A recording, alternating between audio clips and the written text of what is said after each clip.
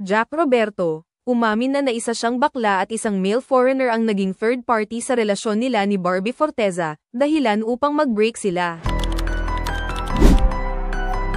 Isang litrato ang kumalat sa social media kung saan makikita si Jack Roberto na may kasamang isang gwapong male foreigner. Ayon sa mga nakakita, tila nasa isang intimate setting ito, mukhang dinner date vibes ang peg. Ang tanong, sino itong foreigner? At bakit biglang umingay ang mga chika na ito ang third party na naging dahilan ng split nila ni Barbie? Huwag kayong mag-iiskap sa video, at aalamin natin yan maya-maya lang. Mga kachika, mabilis na kumalat ang litrato at nagkaroon ng sari-saring reaksyon ang netizens. May nagsasabing baka kaibigan lang ito ni Jack, pero meron ding mga nagsasabi na parang hindi ito just friends. May mga nakapansin din sa body language nila na tila napaka-komportable at close. Ano sa tingin nyo? Syempre, hindi maiwasang mag-react si Barbie Forteza. Ayon sa mga fans, napansin nila na tila may cryptic post si Barbie sa kanyang Instagram stories matapos lumabas ang litrato. Isa sa mga posts niya ang nagsabi ng, "Sometimes, the truth hurts more than the lies."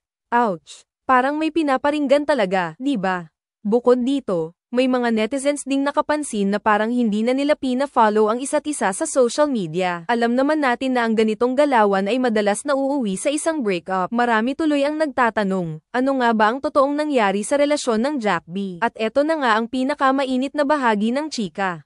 May mga fans na nagsasabi na baka ang male foreigner na kasama ni Jack ang third party sa relasyon nila ni Barbie. At ang mas matindi, may mga naglabasang haka-haka na si Jack daw ay posibleng bakla. Hala! Totoo kaya ito? Ayon sa ilang sources, mukhang matagal na raw nagkakaproblema ang relasyon ng Jack B bago pa man lumabas ang litrato. Pero ang picture na ito raw ang naging final straw. May mga nagtatanggol kay Jack na nagsasabing hindi tamang husgahan siya base lang sa isang litrato. Pero marami rin ang nagsasabing dapat linawin ni Jack ang issue upang matapos na ang mga spekulasyon. Hindi rin nagtagal at nagsalita na si Jack tungkol sa issue. "I don't owe anyone an explanation, but for the record, there's nothing going on between me and the guy in the photo. He's just a close friend." Pero mga kachika, mukhang hindi pa rin kumbinsido ang karamihan. Maraming fans ang nagkomento na tila may incomplete truth daw sa statement ni Jack. Ang tanong ng lahat, kung kaibigan lang, bakit hindi ito ipinaliwanag agad kay Barbie? Bakit parang may tension agad sa relasyon nila? Dagdag pa dito,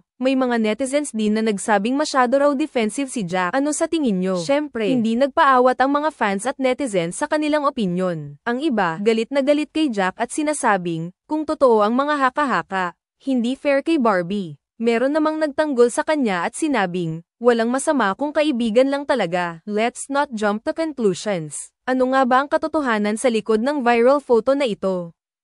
Totoo bang si Jack Roberto ay may itinatago? At ang male foreigner nga ba ang dahilan ng split nila ni Barbie Forteza? Hanggang ngayon, nananatiling palaisipan ang lahat ng ito.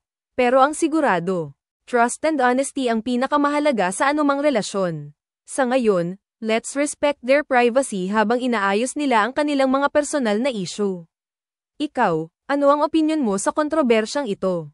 Team Barbie ka ba? Team Jack? O Team Foreigner? Let us know sa comment section. Don't forget to like, subscribe, and share this video para mas maraming makisali sa usapan. Thank you for watching, mga kachika, and see you sa susunod na chika. Bye!